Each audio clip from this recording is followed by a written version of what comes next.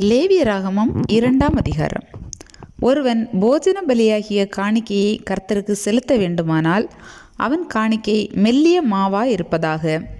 அவன் அதின்மேல் எண்ணெய் வார்த்து அதின்மேல் தூபவர்க்கம் போட்டு அதை ஆரோனின் குமாரராகிய ஆசாரியர்களிடத்தில் கொண்டு வருவானாக. அப்பொழுது ஆசாரியன் அந்த மாவிலும் எண்ணெயிலும் ஒரு கைப்பிடி நிறைய தூபவர்க்கம் எல்லாவற்றோடும் எடுத்து அதை பலிபீடத்தின் மேல் ஞாபக குறியாக தகனிக்க கடவன். அது கர்த்தருக்கு சுகந்த வாசனையான தகன பலி.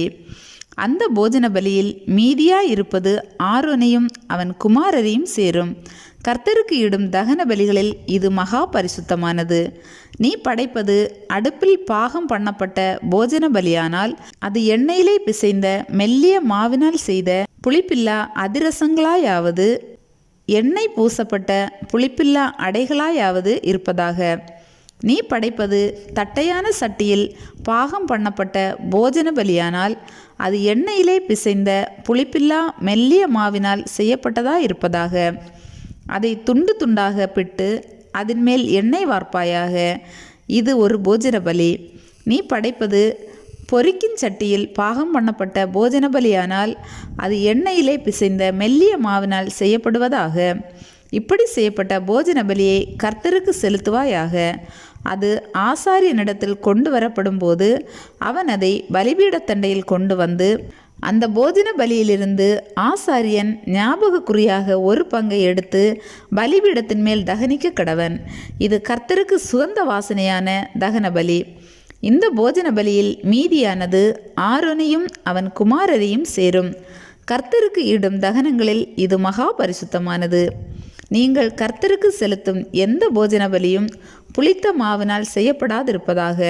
புளித்த மாவுள்ளதொன்றையும் தேனுள்ளதொன்றையும் கர்த்தருக்கு தகன பலியாக தகனிக்க வேண்டாம். முதற்கனிகளை காணிக்கையாக கொண்டு வந்து அவைகளை கர்த்தருக்கு செலுத்தலாம்.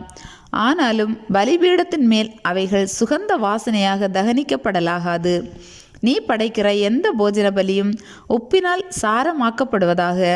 உன் தேவனுடைய உடன்படிக்கையின் உப்பை உன் போஜன பலியிலே குறைய விடாமல் நீ படைப்பது எல்லாவற்றோடும் உப்பையும் படைப்பாயாக. முதற் பலன்களை போஜன பலியாக நீ கர்த்தருக்கு செலுத்த வந்தால் நிறைந்த பச்சையான கதிர்களை நெருப்பிலே வாட்டி உதிர்த்து அதை உன் முதற் பலனின் போஜன பலியாக கொண்டு வர கடவாய். அதன்மேல் எண்ணெய் வார்த்து அதன்மேல் தூப வர்க்கத்தை போடுவாயாக. இது ஒரு போஜன பலி. பின்பு ஆசாரியன் உதிர்த்த தானியத்திலும் எண்ணெயிலும் எடுத்து ஞாபகக்குறியான பங்கை அதன் தூபவர்க்கம் எல்லாவற்றோடும் கூட தகனிக்க கடவன். இது கர்த்தருக்கு இடும் தகன பலி.